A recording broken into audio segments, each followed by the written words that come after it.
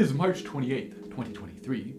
It's Tuesday. It's Harp Tuesday. Welcome to this week's episode. So today, I'm going to be talking about something that was suggested by a viewer, and that is what to do if, say, one of your fingers or hands gets injured for a while, and so you can't practice with that hand, for example. And I think it's an interesting topic. It's something I fortunately haven't had to deal with myself, but I have a student, for example, right now who has had an injury to a hand, and what can you do then to sort of still do some practice if say, you can't use your right hand? So I'm going to focus on the left hand here because I think the left hand tends to get neglected a little bit anyway. It tends not to have the sort of the difficult parts as much as the right hand does. And so what I'm going to be talking about is potentially useful even if you're able to play with both hands, that these might be some things you could do with left hand only just to practice and give the left hand a little bit of exercise and work. So, of course, one of the obvious things to do is to do some basic exercises. And so, for example, I'll link to a video I did many years ago about sort of scales and arpeggios, which I think are the backbone of what you want to be familiar with on the harp. So, to do some scales with the left hand, maybe...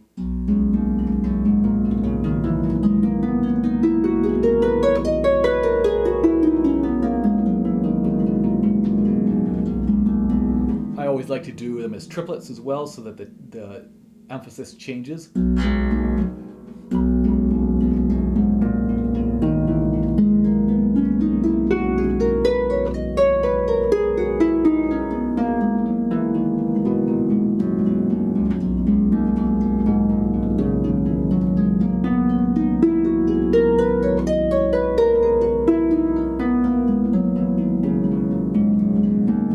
Etc., using a metronome to gradually speed them up, doing shorter length ones or something like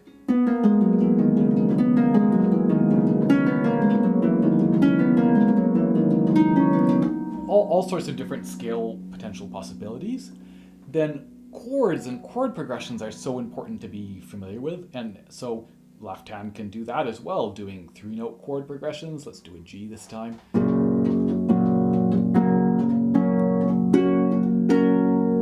Or 4-note.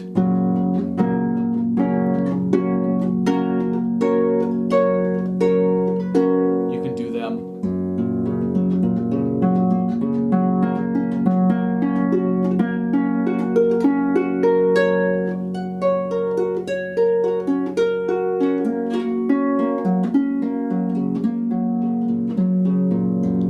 You can even try some arpeggios.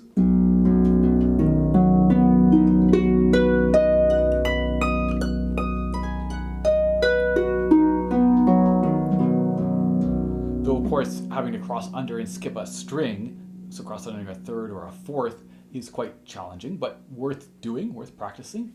Or seventh chords.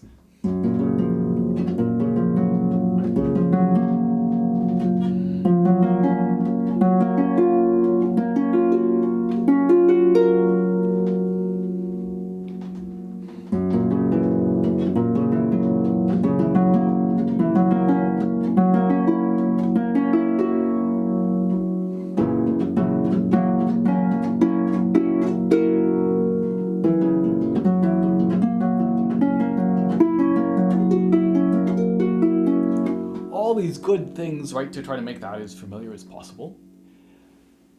Now, I think doing exercises is great, but can get old pretty fast. And again, there's that wanting to play some music, right? And so feeling that maybe, okay, I can't play with the right hand. What can I do with the left hand to get a sense of playing music?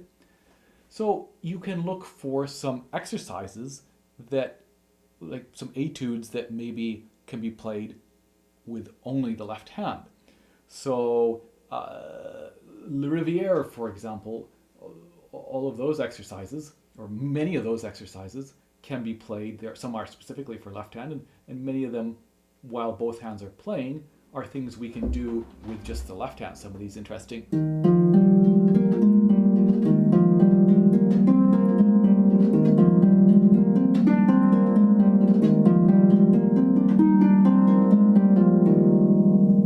Again, maybe a little bit more exercise rather than piece.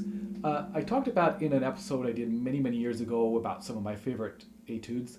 I talked about the 10th etude in Bochsa's 50 etudes as being one that I remember doing a lot of left hand only and finding it quite beneficial. So this is one where both hands are exactly the same, and we get this long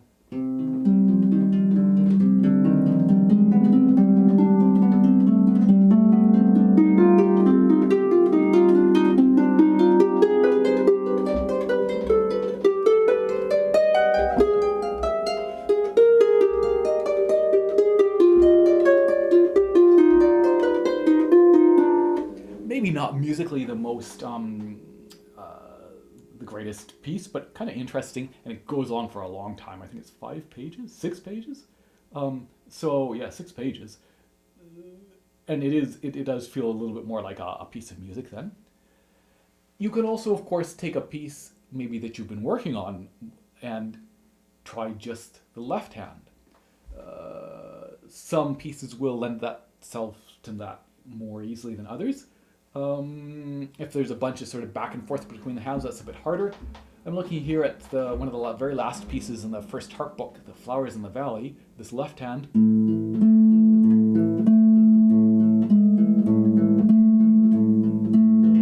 It's a little bit too fast anyway.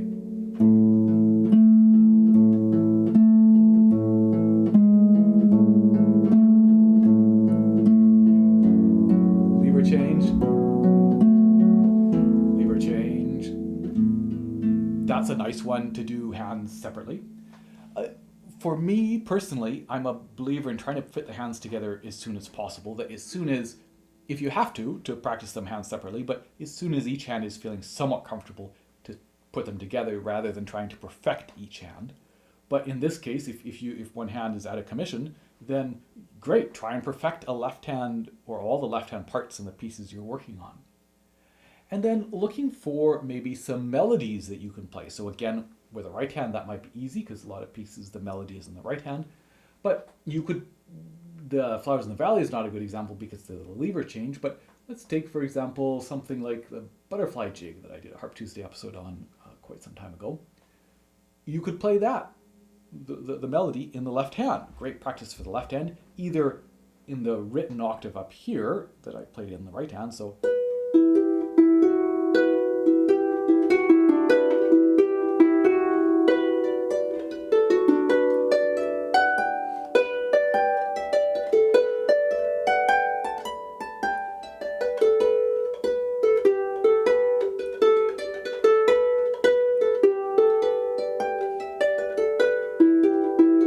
skipping the repeats there.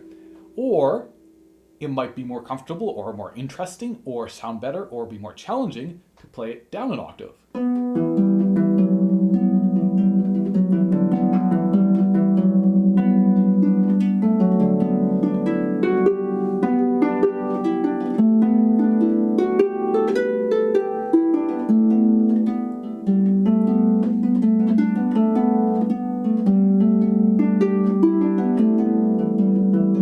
Skipping the repeats.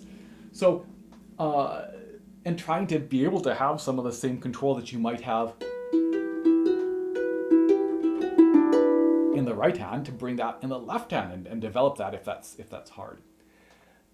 And I recently did that episode on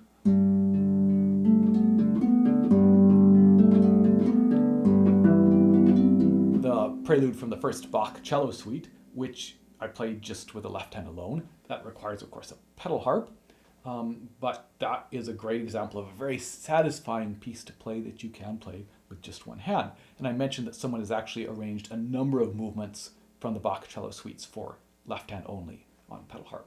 So worth checking out if you're stuck just playing the left hand. But also for yourself, then maybe looking at some music, whether it's a lead sheet, a melody, or some other piece of music, something maybe for cello or for violin or flute, some single note instrument, and see if you could arrange it for the left hand, if it's the left hand that's able to play. And finally, of course, looking at maybe some hand-specific techniques. So maybe harmonics, which of course are different depending on which hand you're using. Maybe working on harmonics. On the left hand, all these open thumb notes, so working on your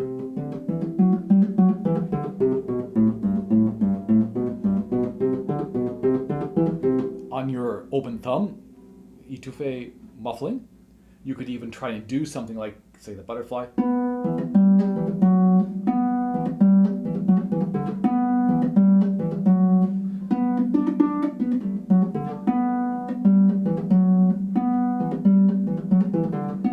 With the open thumb.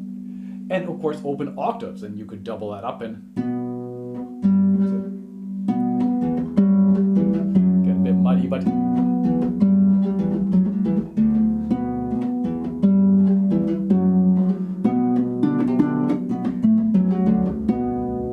or just practicing, again, sort of etude, exercise type things. Working on trills, so certainly if the left hand's out of commission, working on right hand one-handed trills. Or